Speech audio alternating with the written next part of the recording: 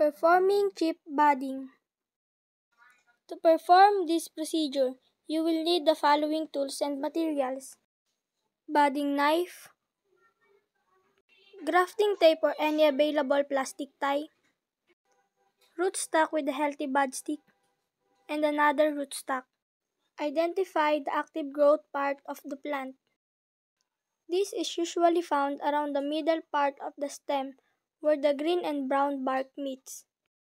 Select a healthy bud stick from one of the rootstock.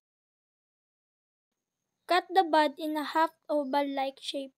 Set it aside on a clean surface, bark side down. In another rootstock, make a half oval-like cut with the same size as the first cut made. Take the first bud stick and place it into the leaf of the cut of the rootstock. Tie the union. You can wrap the bud with a single layer of plastic to avoid water from coming in contact with the union. Cut the upper part of the rootstock. Remove the tie when the bud starts to swell.